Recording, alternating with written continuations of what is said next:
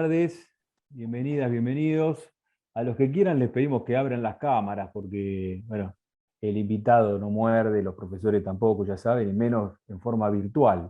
Más difícil todavía que en forma presencial. Así que les pedimos que los que puedan y quieran abran sus cámaras, que nos da un poco más de calidez a este encuentro, que es el segundo del ciclo de charlas por los 70 años de la televisión. Soy Pablo Romano, me presento, coordinador del área de medios. Nuestro invitado, Carlos Ulanowski, ya está en la sala. Como siempre, les pedimos que mantengan los micrófonos muteados. Vamos a hablar hoy, o va a hablar el invitado, mejor dicho, sobre los grandes hitos de la televisión. Y como siempre, también dejamos un espacio para las preguntas que pueden ir enviándolas por el chat y nosotros después damos paso para que puedan hacerlas ustedes al invitado. Bueno, con esta aclaración ya, si les parece, comenzamos. La moderación va a estar a cargo del profesor Julio Rivero, que está también aquí en la sala. ¿Cómo está, Julio? ¿Bien? Hola Pablo, ¿cómo estás? Bueno, te doy paso a vos, así haces la presentación formal y si te parece, arrancamos. Muy bien. Bueno, gracias Pablo, muchas gracias por este espacio, para reflexionar sobre la televisión y los 70 años en el marco de nuestra materia. Gracias a los estudiantes, los y las estudiantes que están presentes, y a la facultad también, al decano, Gustavo Navón, por este espacio. Y la charla de hoy está como invitado Carlos Ulanowski. Él es periodista, investigador de medios de comunicación, tiene publicado más de 20 libros sobre el tema, profesor en la UBA, en la carrera de comunicación social, también en TEA y Deportea, por lo que tengo entendido, también fue fundador de TEA, estuvo en la creación de TEA y Deportea, premio Conex por su aporte a la comunicación. Entonces nos parecía muy importante poder escucharlo.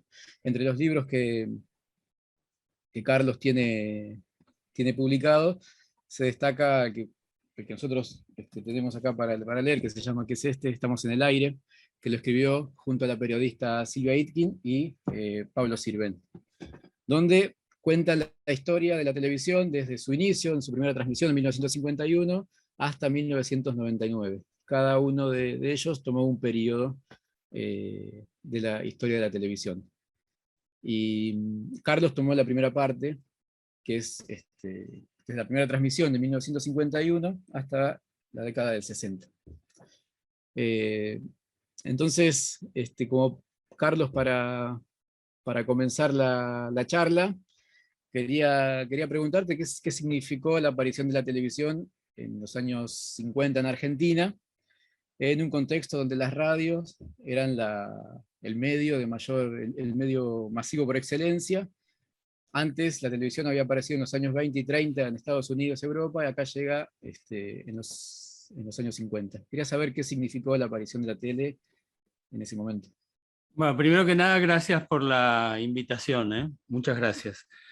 Y ya en ese momento, en 1951, los argentinos tenían mucha experiencia audiovisual acumulada, ¿no?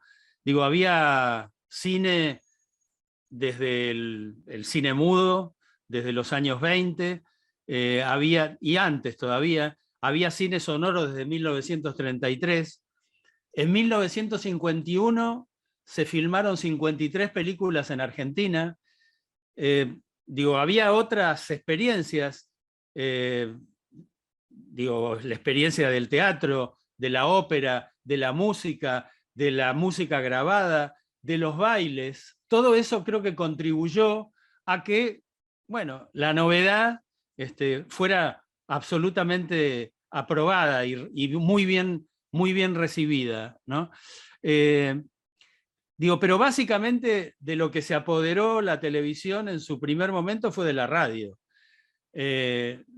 Primero que nada, vampirizó absolutamente todos los géneros de la radio. El informativo se convirtió en el telenoticioso, el radioteatro se convirtió en el teleteatro, y así absolutamente todo. Y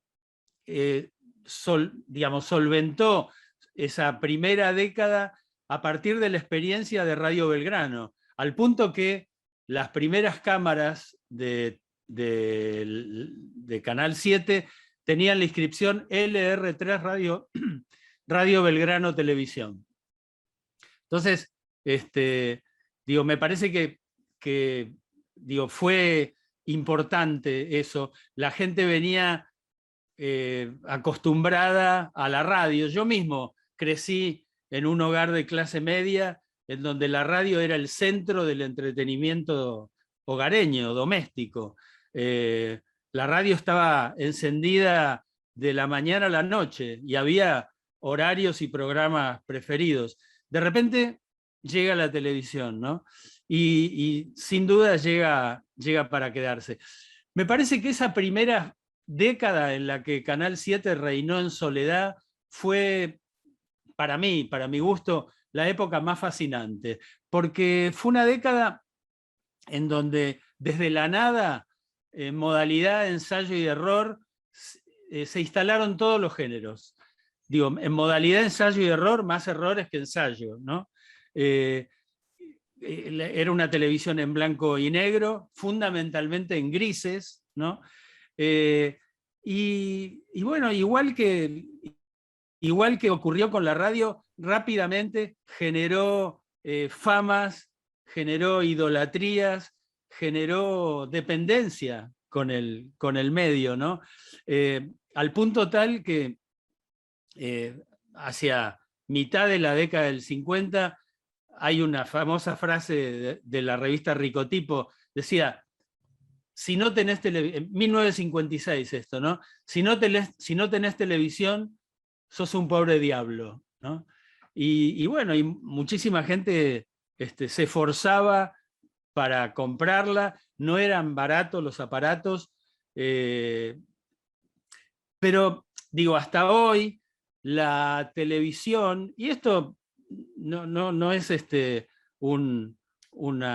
una crítica, simplemente es una observación. Me parece que la televisión ha sido la generadora de comentarios para el día siguiente. Comentarios para el día siguiente en la escuela, en la oficina, en la casa, en el bondi, en la esquina de nuestra casa. Digo, todavía hoy me parece que es una de las funciones importantes que cumple la televisión. Digo, me parece que eso, que todo lo bueno, todo lo malo, todo lo regular o todo lo insoportable que era la televisión, también tenía algo de fascinante, porque todo era nuevo, todo absolutamente era nuevo, ¿no? Carlos, en una parte del libro decís que la primera parte de la televisión, como recién lo dijiste, todo estaba en examen, en análisis, en aprendizaje y organización. Y en una de las partes vos contás que uno de los técnicos, de los primeros técnicos y directores, había hecho su puesta de cámara como podía, y que después recibió un manual donde dijo, bueno, pero yo esto lo aprendí haciendo. Toda la televisión argentina tuvo todo ese proceso con un agregado que es que no se grababa la primera parte, ¿no? Era todo en vivo. No, y salía... recién en 1959 llega el videotape, ¿no? Y más que nada, el videotape es importante para la televisión privada que se instala a partir de 1960, ¿no? Pero sí, yo lo que creo es que, a ver, que esto me parece importante. Paralelamente a que todos los que hacían Canal 7 estaban aprendiendo, también en nuestras casas aprendíamos a ser televidentes. Aprendíamos a evaluar, a criticar, a que nos guste tal cosa, pero que nos disguste otra cosa. Eran muy criticadas las repeticiones de los programas, eran muy criticadas las informalidades de horario, ¿no? A veces los programas se pasaban de horario o a veces terminaban en horarios inconvenientes. Bueno, ese tipo de cosas. Creo que también desde nosotros, desde los televidentes, fuimos aprendiendo a mirar televisión. Y digo, y siempre me llamó la atención eso hasta hoy, ¿no? Cómo muchísima gente que no es del palo televisivo, no es del ambiente, sabe, habla con jerga del ambiente, ¿no? Habla entiende el tema, decodifica el tema del rating, bueno, digo, sabe de cachet, sabe cuándo es vivo, cuándo es directo, en fin, ese tipo de cosas, ¿no? Claro, hay conceptos que se institucionalizan, pero que surgen, no sé, en el chivo, por ejemplo, el chivo en televisión que surge porque con Olmedo, que empieza a incorporar y a promocionar productos o restaurantes. Y aún antes, porque fíjate vos, Julio, que la televisión empieza el 17 de octubre del 51 con la televisación del acto del Día de la Lealtad Peronista desde la Plaza de Mayo, pero la programación propiamente dicha empieza un mes después, el 4 de noviembre. Y la mayor parte de los programas a partir de ese momento están manejados por agencias de publicidad.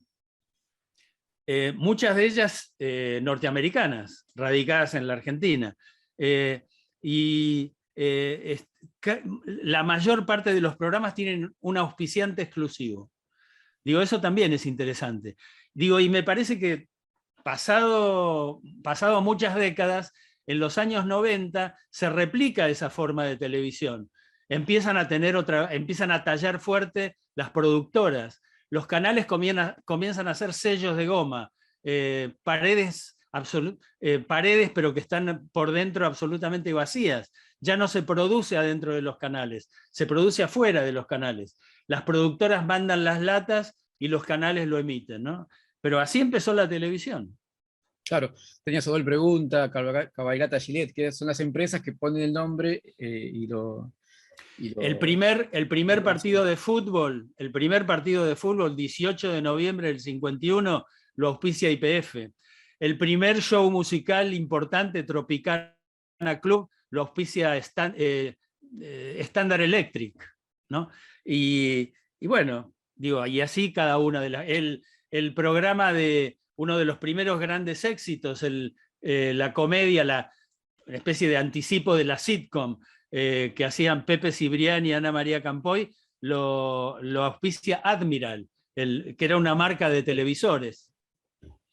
Y el fútbol también tuvo una relación que desde su origen, desde sus primeras transmisiones, una relación por los derechos, por la transmisión, por lo que le pagaban por la transmisión a los clubes. Siempre hubo ese a lo largo de la historia, ¿no? Porque en el libro también contás que los futbolistas o los clubes no querían salir a jugar a los partidos porque no les pagaban la publicidad que correspondían, o los canales pagaban por la transmisión, pero los clubes le ponían carteles de otras publicidades en la cancha. Entonces siempre hubo una relación que hasta ahora, ¿no? Por los derechos. Por lo menos había fútbol, ahora te lo codifican todo, así que... Ahora todo privatizado. Claro. De todos modos, muy pronto pasaron dos cosas. Primero, los empresarios del fútbol, la AFA y los empresarios de teatro y de espectáculos musicales y de lo que fuera, se dieron cuenta que la gente del Luna Park, por ejemplo, pues, al principio también se transmitía boxeo, se dieron cuenta rápidamente que cada vez que la televisión transmitía una pelea, a la semana siguiente había muchísima menos gente en el Luna Park. Y eso también era parte del aprendizaje del televidente. El televidente sentado en su sillón más cómodo, de repente se dio cuenta que esa ventana al mundo le ofrecía la posibilidad de, sin moverse de su casa, de recibir, bueno, todo lo que más le gustaba. Podía ser teatro, cine, fútbol, carreras de caballo, carreras de autos, boxeo, en fin, eso, recitales de música. Y después, este crecimiento de la televisión también tuvo que ver con la disponibilidad de aparatos, porque primero estaban en bares o en negocios que vendían televisores, pero a medida que, creo que, entonces, primero había 1000, después 100.000, hasta llegar a la década del 70 con un número importante de cobertura dentro de la... En el 54 hay una gran decisión del gobierno de traer 7.000 televisores. Y esa es una tarea de la que se ocupa Jorge Antonio, que fue un personaje importante en los gobiernos de Perón, ¿no? Jorge Antonio. Bueno, eso. Digo, ya en 1956 había 100.000 aparatos en funcionamiento. No, digo, la saturación, el nivel de saturación de aparatos fue siempre importante en la Argentina y fue muy rápido. Igual que pasó con el color. Cuando llegó el color, la gente realmente quería tener el aparato en color y lo hizo rápidamente. En un año o dos saturó, ya en el 83, 84, había una cantidad enorme de aparatos de televisión en color. Claro. Y hay cosas, no sé, por ejemplo, con la primera transmisión de la Asunción la primera transmisión de una Asunción presidencial fue la de Frondizi, si no entendí mal. Y el cambio móvil de exteriores era un camión frigorífico transformado en móvil, con todo el aparataje Sí. adentro, y además con el tamaño que tenían, ¿no? Esos aparatos, porque hay que tener en cuenta también eso, el volumen de una cámara, de un trípode, digamos, todo era gigantesco. La primera transmisión con ese camión fue un día de la primavera de 1953. Transmitieron desde la avenida Santa Fe, ahí se hacía el tradicional desfile de la primavera. Y la movilidad del camión era 3 cuadras para el norte y 3 cuadras para el sur, ¿no? En cambio, cuando asume Frondizi en 1958, ya siguieron absolutamente todo el recorrido desde el Congreso con el camión, siguieron el recorrido del presidente Frondizi hasta la Casa de Gobierno. Carlos, y con respecto a los noticieros, ¿cómo fueron esos primeros noticieros o esos telenoticiosos que comenzaron a aparecer en la televisión? El Reporter Eso, que fue uno de la duración que tenía cada uno también, ¿no? Por ahí. Pero no fue el primero el Reporter Eso. El Reporter Eso ya es de la época de la televisión privada, es de Canal 11. Pero el primer telenoticioso es del año 1954 y se le debe a la iniciativa de otro pionero de la radio que se llamó Tito Martínez del Box. Tito Martínez del Box fue el productor de ese informativo que conducía Carlos D'Agostino. Carlos D'Agostino todas las noches presentaba el pronóstico del tiempo describiéndolo o escribiéndolo en un pizarrón con una tiza. Imagínate la precariedad, ¿no? Y todas las noches cambiaba de secretaria. Y entonces eso era como el colmo de la picardía, ¿no? Les presento a mi nueva secretaria, ¿no? Todas las noches había una chica distinta. Y en un momento dado vendieron una parte del noticiero a un café, que no me acuerdo si era La Morenita, creo que sí que era La Morenita, y lo servía un chico negro. Entonces, el chico negro le traía un pocillo de café a Carlos D'Agostino, que lo tomaba, o hacía que lo tomaba en cámara, ¿no? Claro, y ahí contás también el efecto, ¿no? sobre el personaje, que creo que el chico era de La Matanza y no se pudo anotar en la escuela. Y como lo vieron en la tele, la maestra lo deciden incorporar. Un efecto, digamos, de la masividad que empieza a tener.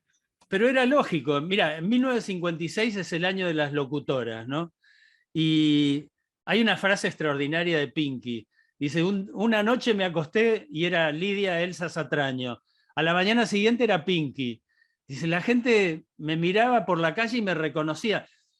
Digo, y empezó a hacer eso la televisión. Empezó a ser como un generador de ídolos, ¿no? De famas, que a veces eran famas cortas, ¿no? Pero bueno, fue muy impresionante en esos 2 años, 56, 57, la fama de los locutores. Después llegaron los avisos en con jingles y con animación, y eso les quitó bastante trabajo, ¿no? Pero bueno, en ese momento Nelly Prince, Guillermo Brizuela Méndez, Adolfo Salinas, Pinky, eran, digo, aparecían, imagínate, 30 veces por día. Eran como de la familia. Claro. Carlos, a Tropicana Club vos le asignás decís que marca la televisión argentina el formato de Tropicana Club que salió en el 52. ¿Por qué le das esa relevancia? Bueno, primero que nada porque tenía un enorme despliegue. Digo, se trabajaba, se trabajaba con 3 o 4 cámaras.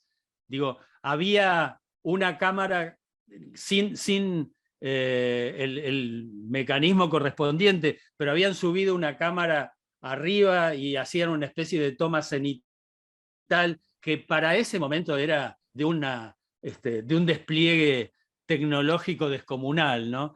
Digo, y básicamente porque le traía a la gente, nos traía al espectador el encanto del teatro de revistas, ¿no?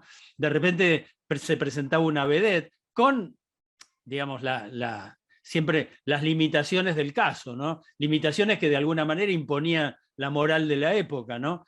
Pero había vedettes, había cómicos, y digo, otro gran show fue la familia Gesa, también auspiciado por una empresa que era General Electric. General Electric es sociedad anónima, ¿no?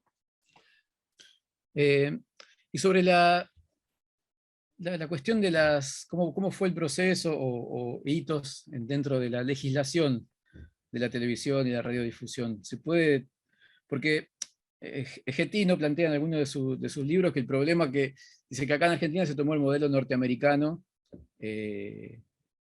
comercial para desarrollar la televisión en contra del europeo, que por ahí tenía otro objetivo, otra entidad. Tenía, pero bien utilizás ese tiempo verbal. Tenía, porque ya no son más, las televisiones públicas europeas ahora son comerciales, directamente. Digo, y están también, son parte de la crítica que se le hace al llamado estado de bienestar. No, ¿cómo vamos a gastar en España, en Italia, en Francia? Dice, ¿cómo vamos a gastar ese dinero en las televisiones públicas? No. Bueno, pero digo, ¿cómo no iban a tomar el modelo norteamericano cuando Jaime Yankelevich viaja a Estados Unidos a comprar todo el material de rezago que sirvió para instalar la primera televisión? Lo compra en Estados Unidos. Lo compra en Estados Unidos. Y no solo eso, cuando llega la televisión privada, en 1960 el 9 y el 13, en 1961 el 11, llegan con asistencia de las 3 grandes cadenas de la televisión norteamericana. Y era lógico, además, la televisión norteamericana también había llegado a saturar el mercado interno. Entonces era lógico, tenía que salir a ofrecer su know-how, su conocimiento, sus contenidos, sus tecnología a Latinoamérica o a donde fuera. Y entonces sí, de repente primero se instaló la televisión en Cuba, después en Venezuela, después en Brasil y después en la Argentina. Digo, todo con know-how norteamericano, ¿no? Con claro, asistencia. Con modalidades, no sé, Chile desarrolló su televisión, donde el Estado le da a las universidades la administración con un modelo privado. Argentina tiene esa combinación público-privada. Cuba después tiene, con la llegada de la revolución, una cuestión más estatal. Digamos, hay varios modelos de desarrollo. Y Argentina en los 60, cuando surge, bueno, cuando se licita, cuando la revolución libertadora, fusiladora, entrega a los canales privados, la licitación de los canales privados, aparece ahí Goar Mestre, ¿no? Que es, bueno, que arma una productora. Él, como al ser cubano, no podía licitar o presentarse a esa licitación, y arma una productora aparte que No, pero no provee... solo, perdón, Julio, no solo arma una productora, arma todo un canal de televisión. Eso iba para contar un poco de cuál fue el rol de Guarmestre en ese proceso. Sí, y tiene la picardía Guarmestre, como estaba casado con una argentina llamada Alicia Martín, que había conocido cuando él era ejecutivo de la empresa de Berredi, antes de que se dedicara a la televisión en Cuba, en La Habana. La presidenta, digamos, de la productora que se llamaba Artear, era la mujer de Goarmestre, ¿no? Y los teleteatros, Carlos, las telenovelas y los teleteatros, a lo largo de la historia de la televisión, cómo fue su desarrollo, o si hay hitos. Muy rápidamente empezó la ficción en la tele. Ya en 1952 había 3 o 4 ficciones, La Casa de los Dairiño, Cómo te quiero Ana y Cómo te quiero Pepe, que eran esas sitcom anticipadas a su tiempo que hacían Ana María Campoy y Pepe Cibrián, las apariciones de Raúl Rossi. Y en 1957 empieza un radioteatro que fue un teleteatro que fue un éxito notable, que era el teleteatro de la hora del té, se llamaba. Al 5 de la tarde, Fernando Heredia, María Aurelia Bisuti, y todos los meses cambiaban de texto, ¿no? Y era realmente, para la época, era un programa de gran producción, de una producción muy sofisticada. Como eran las realizaciones de Ibáñez Menta, ¿no? También, sí, sí. Pero más que nada, yo creo que Ibáñez Menta empezó a destacarse ya en la televisión privada, en Canal 9, haciendo unas producciones increíbles. Fue otro gran nombre de la televisión, Narciso Ibáñez Menta. Perfecto. Acá hay preguntas, Carlos, no sé si... que hay varias preguntas antes que se nos... A ver, Gabriel Zorrilla, no sé si querés hacer la pregunta a Carlos directamente. Sí, ¿qué tal? Buenas tardes. Mi consulta, más que nada es la siguiente. Yo vengo a haber leído el libro Siempre los escucho. Yo soy más un bicho de radio, me gusta muchísimo la radio. Me encantó muchísimo ese libro. Pero ahora estamos hablando de televisión y mi pregunta es más que nada es saber, así como hace muy pocos años, muchos famosos de la televisión emigraron hacia la radio o fueron contratados desde diferentes radios para aumentar sus audiencias, si hubo una época en la que la televisión, si esto fue al revés, la televisión terminó tomando gente famosa de radio para nutrirse o para favorecerse, para generar más audiencia. Desde ya, primero, el primer gran éxodo de la radio a la televisión proviene de la gente que trabajaba en Radio Belgrano. Radio Belgrano ofrece... a ver, Jaime Yankelevich fue pionero de la radio. Ya desde 1927 estaba dedicado a la radio. En 1932 compra una radio que se llamaba Nacional. Le prohíben el nombre nacional porque le prohibían la denominación nacional a empresas privadas, y él entonces arma un concurso, le pregunta, le ofrece a la gente un menú de 5 nombres posibles, y la gente elige Belgrano.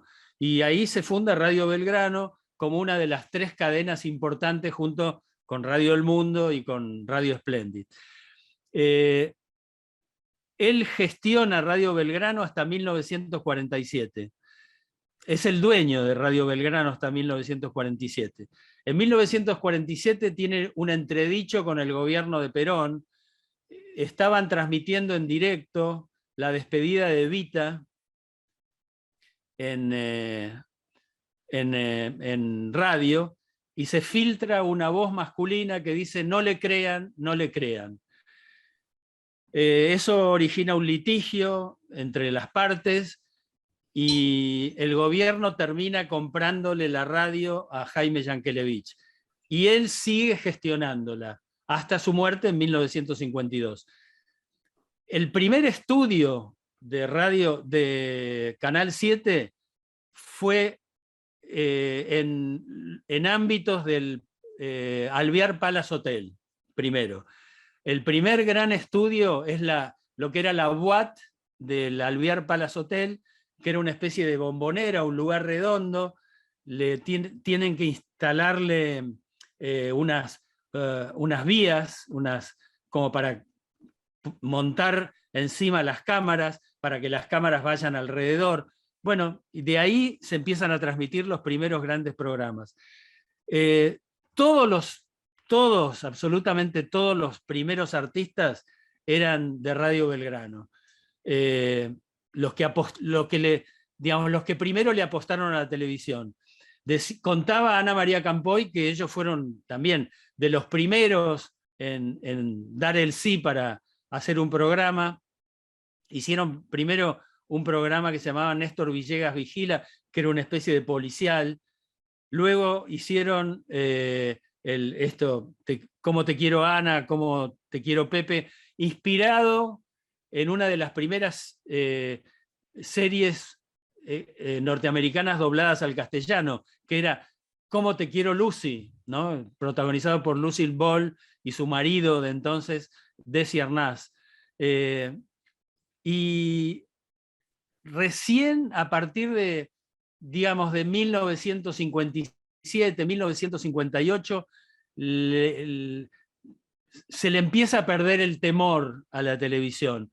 Y son muchísimos entonces los artistas que empiezan a confiar en la televisión. Había mucho miedo. La gente, hasta ese momento acostumbrada a la radio, donde se leía absolutamente todo. La radio cada radio tenía una oficina que se llamaba Oficina de Continuidades, en donde se libreteaba todo, desde buenos días, buenas tardes, buenas noches. Entonces los primeros que estaban en televisión le tenían miedo, decían, bueno, a lo mejor nos va a fallar la memoria. El principal miedo, el principal rechazo era el maquillaje. La gente no se quería maquillar, ¿no? No se quería pintar la cara. Pero bueno, tuvieron que hacerlo, indefectiblemente. Y insisto, casi todo era improvisado en esos años, ¿no? Recién a partir de la televisión privada, esa improvisación creativa, muy creativa, da paso a la era industrial, a hallazgos artísticos, idolatrías. Yo digo, del escuchar para entender de la radio, todos pasamos al ver para creer de la televisión. Digo, me parece que eso es una buena definición de esa época. Mayra, ¿está Mayra por ahí? ¿Querés? Sí, estoy.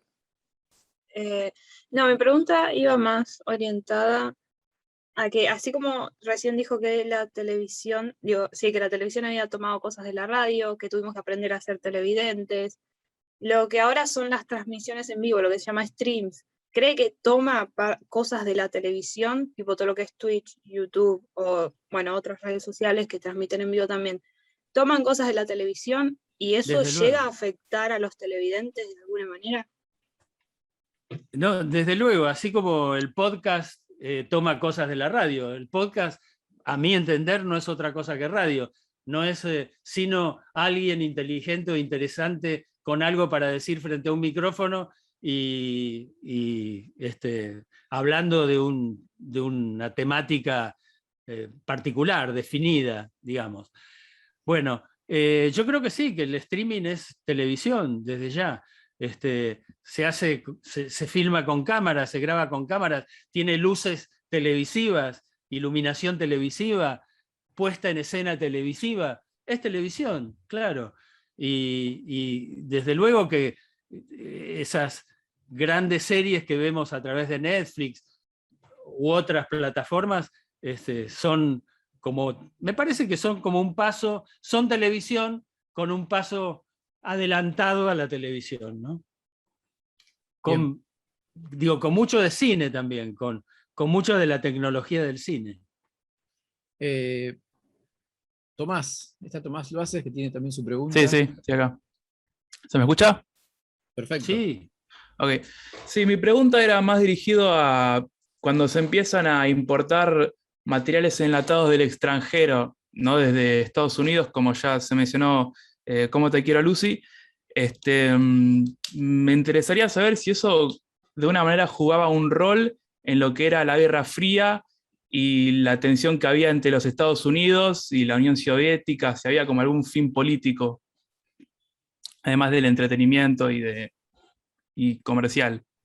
desconozco, digo, es una pregunta muy difícil esa que me haces, pero a ver, tratando de improvisar sobre la marcha, te diría que todos esos años estuvieron marcados por la Guerra Fría, ¿no? Digo, de modo que no estaría de más pensar que las series norteamericanas fueron un sutil recurso de la infiltración yanqui, ¿no? Digo, puede, puede ser, puede haber ocurrido. Sí, no, yo decía porque en ese momento, para taller de radio en una materia, estaba haciendo un programa sobre un podcast sobre historia de la televisión argentina, ¿no? Y me puse a leer sobre las productoras de Estados Unidos que empezaron a venir acá, CBS, NBC, y me había interesado un poco que se volvían como Bueno, pero productoras y también como que eran como las propietarias al mismo tiempo, si mal no recuerdo. no eran las propietarias. Solo asistieron a Canal 9, a Canal 13 y a Canal 11 tecnológicamente y con contenidos, por supuesto. Digo, ahí en esos años seguramente llegaba la mayor cantidad de series filmadas en Estados Unidos. Y eran, digamos, programas muchísimo más sofisticados de los que nosotros conocíamos, ¿no? Eh, digo, pero bueno, más allá de tu pregunta, que es muy interesante, digo, digo así, pero a ver, primero que nada te cuento esto. Los canales privados fueron asistidos por las 3 grandes cadenas norteamericanas, pero muy pronto, ya cuando la televisión argentina se convirtió en una industria, la televisión fue completamente nacional. Digo, y mucho más a partir de la llegada de Alejandro Romay, ¿no? Alejandro Romay en el 9, cuando llegó al 9, realmente argentinizó la televisión, ¿no? Y la hizo, digamos, la adecuó absolutamente al gusto argentino, ¿no? Y muchísima gente en esos años se preocupaba porque las series estaban dobladas en un castellano que no era el nuestro. Y entonces se temía, había mucho temor a que los chicos, por ejemplo, tomaran términos, no sé, como, no sé, nevera, o me voy a dar en lugar de regaderazo, seguimos igual diciendo, me voy a dar una ducha. No, creo que nadie dice, me voy a dar un regaderazo, ¿no? O a la heladera le decimos heladera y no nevera, ¿no?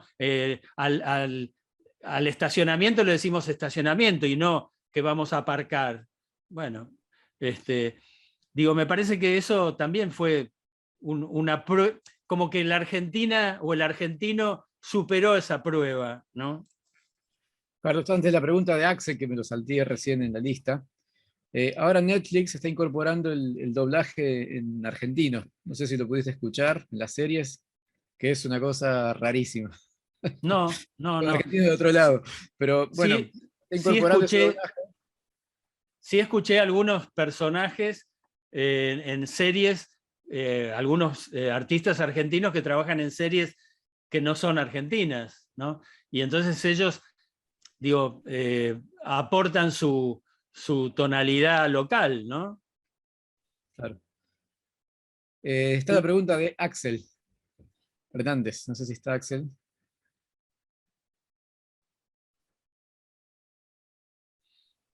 Si no está... Dice sí, profesor. Ah, ves. Le hacemos la pregunta a Axel.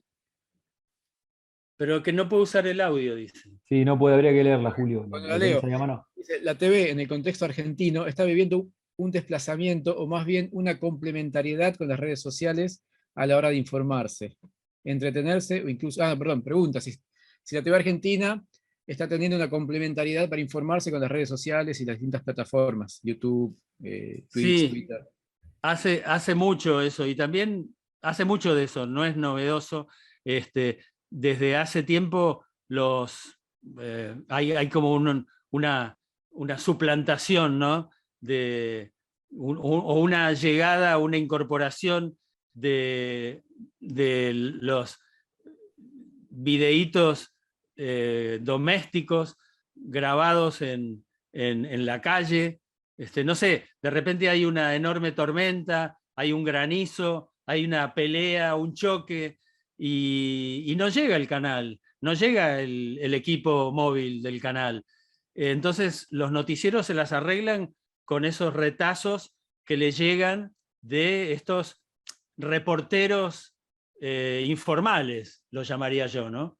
Pero sí, creo que hay una complementariedad, como dice Axel, desde ya. Y bueno, y él no está mal, me parece interesante eso, ¿no? También pasa en radio. Así que... Está la pregunta de Gabriel Zorrilla. Gabriel. Sí, quería hacer una pregunta más que nada con esto del consumo on demand. Quería saber su opinión acerca de esto, ya sea en televisión o en radio, como son los podcasts, si es que esto llegó para destruir esos medios tradicionales, como la TV o como la radio, tal como los conocemos actualmente. Yo dejé de ser apocalíptico hace tiempo, ¿no? Durante un tiempo lo fui porque estaba muy influido por aquel extraordinario libro de Humberto Eco, Apocalípticos e Integrados. O tal vez porque la década del 70 daba como para eso. Pero la verdad creo que no, creo que va a seguir habiendo televisión por aire, van a seguir habiendo todas las clases de televisión que hay ahora, con todas las características novedosas, ¿no? que me parece interesante marcar. Leía hace unos días 2 notas consecutivas que hizo Emanuel Respighi en Página 12, contando las nuevas características de la forma de ver televisión. Digo, no solamente es una televisión por demanda, es también una televisión que, según la nota de Respighi, entre los más jóvenes ya no es vista, no es seguida a través del aparato convencional, del receptor convencional, sino que es vista fundamentalmente en el teléfono celular, ¿no? Creo que es una nueva manera de relacionarse. Digo, es tal vez algo que también está pasando en radio. No hace mucho, un productor me contaba que en su programa, él era productor de Lizzie Tagliani. Entonces, de repente, Lizzie, con esa ironía que la caracteriza, decía, calzo 43. Y entonces agarraba el zapato o el pie, agarraba el calzado o el pie, llegaba el productor, le fotografiaba el calzado o el pie, y eso inmediatamente se subía a una red, alguna red, y eso realmente modificaba el tono de la emisión. Ya era otra cosa, ya era radio con imagen casi, ¿no? Radio con otro tipo de volumen, ¿no? Y creo que en la televisión, en ese tipo de... la nueva televisión pasa una cosa parecida. Creo que, a ver, más temprano que tarde, toda la televisión va a ser digital. El apagón analógico en la Argentina estaba planteado para el 2019. Macri lo corrió para el 2022. Espero que el año que viene se cumpla. Creo que sería un acontecimiento ese momento. Pero ya hay una digitalización de hecho. Prácticamente todos los canales tienen una página web a la que suben inmediatamente sus materiales. Digo, no hay, digo, si no lo vio en el horario original, lo puede buscar y lo puede encontrar en la web. Bueno, digo, me parece que hay otra forma de mirar televisión, pero siempre va a seguir siendo eso, va a seguir siendo la televisión, ¿no? Julio, si me dejás, meto una cortita. Recién, Carlos, hacías un recorrido entre los años 50, que dijiste que era la época que te fascinó, la época de la aparición de la televisión y de los actores y los artistas de Radio Belgrano, sobre todo que incursionaron en esa primera etapa. En los 60 hablaste de los canales, la llegada de los canales privados, bueno, con el impacto obviamente que habrá tenido eso en cuanto a la programación y la llegada de nuevos artistas que ya confiaban más en el medio, como decías vos. Te quería preguntar por los 70, los 80 y si querés también los 90, si podés decirnos para vos cuáles son los hitos o cómo caracterizarías a cada una de estas décadas. Mira, una cosa importante, importantísima pasa en 1969. Entra en funciones en la Argentina la estación terrena de Balcarce y la televisión se puede subir a los satélites de comunicación.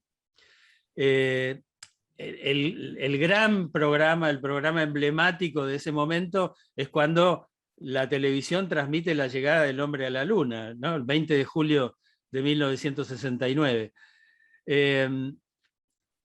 Bueno, digo, me parece que los satélites, la televisión satelital le permite a la televisión ampliarse realmente, ¿no? Convertirse en verdadera ventana al mundo. Hasta ese momento era como una ventana local. Abre la televisión al mundo, ¿no? Hasta ahora, en donde realmente, digo, tanto en radio como en televisión, cualquier cosa que pase en la otra punta del universo llega a la televisión a los, no sé, a los 10 minutos o a los 10 segundos, tal vez. No sé. Digamos, la década del 70 igual es una década muy desdichada, porque es la década de la dictadura. Y entonces también la televisión sufre el embate de la censura. La televisión, como el resto de los medios, la gráfica, la radio, absolutamente todos, empiezan a depender del pensamiento único emanado desde los estados mayores conjuntos, ¿no?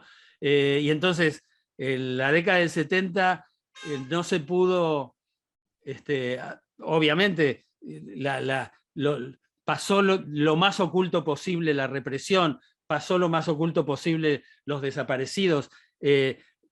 No se podía criticar a la realización del Mundial 78. No se pudo hablar con libertad de el conflicto limítrofe que tuvimos con Chile, ni hablar Malvinas ya en los 80, ¿no? Pero digo, me parece que no todo lo que pasó en esos años fue estimulante, ¿no? Me parece también que tecnológicamente se fue avanzando. Cada vez que hubo un avance tecnológico, la televisión creció. En los 70 llegó eso que se llamaba las cámaras de mirar, las cámaras portátiles, ¿no? La máquina de mirar se llamaba, ¿no? En la década del 80, el gran adelanto tecnológico es el color, ¿no? Trae el color, acerca la condición de registrar el mundo tal y como nosotros lo percibimos, ¿no? También es una novedad extraordinaria, muy rápidamente aceptada por los televidentes, pero también con una acotación. Desde la dictadura, los canales estaban en manos del Estado. en realidad desde 1973, en el breve interinato del camporismo, se estatizaron los canales. Cuando se da el golpe del 76, a pesar de las promesas, la dictadura no privatiza los canales. Y así llegan hasta la década del 90, que recién ahí se privatizan, salvo Canal 9, que le habían devuelto a Romay Canal 9 porque le debían muchísimo dinero y no querían... digo, lo que quiero decir es que la televisión es en colores, pero esa innovación, esa modernidad, no mejora los contenidos. Hay mucho conflicto con los contenidos también, ¿no? En los 90, lo principal que pasa es que la primera decisión del gobierno de Menem es privatizar los canales. Privatiza el 13 y privatiza el 11. Digo, es lo primero que hace. Y esa decisión política lo que aporta o lo que exige es una gran renovación tecnológica. Ahí empieza una gran renovación tecnológica. Y obviamente un estilo de competencia implacable, desmedido, desmesurado, exagerado, en donde, por ejemplo, el rating comienza a medirse minuto a minuto, ¿no? Y eso, desde luego, no es bueno nada bueno para la televisión, ¿no? En la década del 90 la televisión vuelve a estar en manos ya no de los canales. Los canales comienzan a ser espacios vacíos y los canales empiezan a depender de las productoras, de las latas de las productoras, que se convierten en virtuales canales de televisión. La prueba es la enorme influencia de, ¿cómo se llama? Polka, el canal de la productora de Adrián Suar, que termina apoderándose del canal. Sigue hoy siendo el director de Canal 13, Adrián Suar. Perfecto, Carlos. Bueno, con esta última pregunta cerramos la charla con Carlos, que te agradecemos muchísimo por el tiempo, el espacio, la respuesta a cada una de las preguntas. Y por mi parte, bueno, nada, agradecerte y bueno, felicitarte por el libro también, que es maravilloso. Gracias, muchas gracias. Bueno, Carlos, en nombre de la facultad también agradecerte por la participación. Cumplimos con el horario que habíamos previsto para la charla. Hicimos como un programa de televisión de 1 hora, una entrevista, intentamos una entrevista televisiva por Zoom. La verdad que fuiste muy claro, creo que es un aporte para la cátedra, para los estudiantes, tu paso por aquí, por este ciclo. Muchísimas gracias. Y quedaron cosas para charlar, pero lo dejamos para otra oportunidad, si te parece. Cuando podamos arreglar otra charla, con todo gusto estaré ahí. Bueno, muchísimas gracias. Carlos, un fuerte abrazo, seguimos en contacto y nosotros salimos del Zoom todos y ustedes siguen, ¿no, Julio? Vuelven a su canal habitual. Con el link, con el enlace habitual, exactamente. Bueno, gracias Julio, gracias Pablo, y gracias a todos.